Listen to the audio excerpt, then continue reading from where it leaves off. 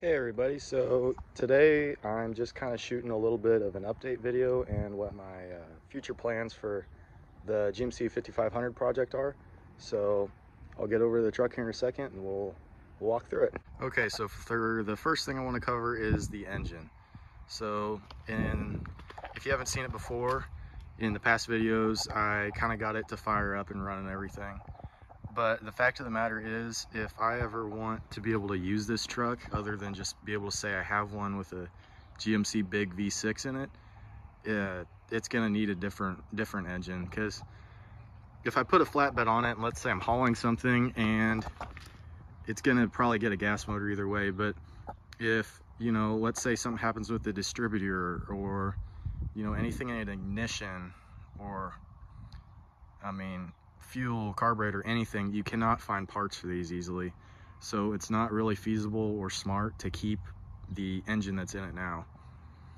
And then brakes are the next thing. I know a ton of people are going to say, oh, you can get the slave cylinders or secondary cylinders from, somebody will list off some specific place. But the thing is, they don't work well on these trucks, and I have an option that will be better and safer, and also it'll make the truck look a lot better. Transmission wise, the 4-speed that's in it now, I haven't been able to really drive this truck up to speed or anything, but with the motor that I'm planning on putting into it, it has a 5-speed behind it, which is better, because 5-speed and then a 2-speed rear, you'll effectively have 10 gears in it instead of just 8 like it has now, so that'll be better. The frame, as far as the main part of the truck, the frame is fine. The cab obviously is rough, as one can tell, but I'm gonna keep all that. Looks wise, as far as body and frame, I'm not gonna stretch it or anything. It should stay about the same, because I really like you don't see trucks with a front clip like this. You see a lot of the C60s and 50s and whatever that just look like the pickup truck, but these are kind of uncommon, so I'd like to keep that. But yeah, so I will head over to the other site and show you all what the plan is. Okay, so we're on the farm now, and I'm gonna warn y'all, what I'm about to show you is kind of crazy, but I think my idea will work. It'll take some customization, because everything does once you start swapping parts around. Truck doesn't look great, but it's got good parts on it. That's what we need. So here we have a top kick. It's been kicked around a little bit, as you can probably tell. There's no engine in it right now. That's because the engine's actually in a shed, which is better off. But like I said earlier, 5-speed. And it also has brakes that run off the power steering pump, Hydro Boost. I couldn't think of what it was called there for a second. So the Hydro Boost actually goes down, instead of drum brakes on this, it has the big disc brakes, which you can still find parts for relatively easily. And disc brakes generally work a lot better than hydraulic drum brakes on these trucks. So that is a definite positive. And it's got heavy axles under it. It was actually a fertilizer truck back in its glory days.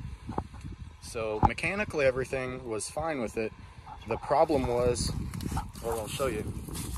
On fertilizer trucks, you inevitably spill, and frames don't like fertilizer.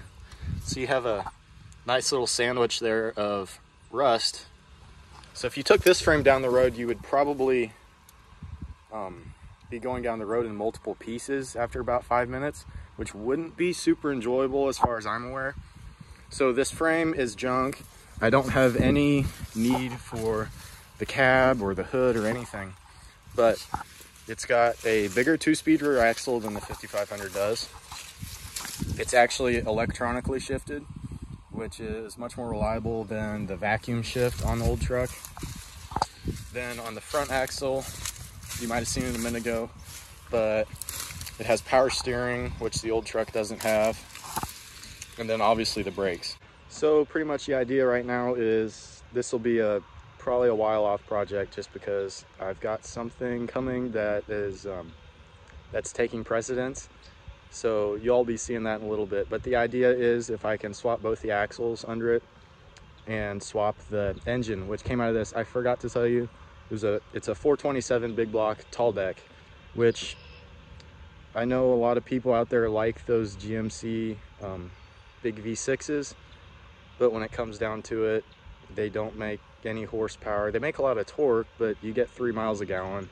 The 427 will, I would assume, make more torque. I know it'll make more horsepower, and it'll be a more reliable engine when it comes down to it.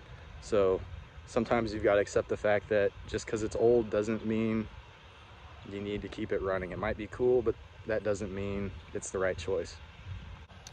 So there we are. That'll be the end of this video. I know it was a little bit shorter, but it's just kind of an update. And if you're committed and watch till the end here, I'll release what the next project will be, or the one that'll be coming up a lot sooner. It has to do with this truck, and this truck has a Ford 300, and it also has to do with that.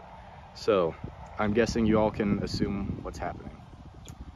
Thanks for watching. If you would like to subscribe, leave a like. It really helps me out. Have a good one.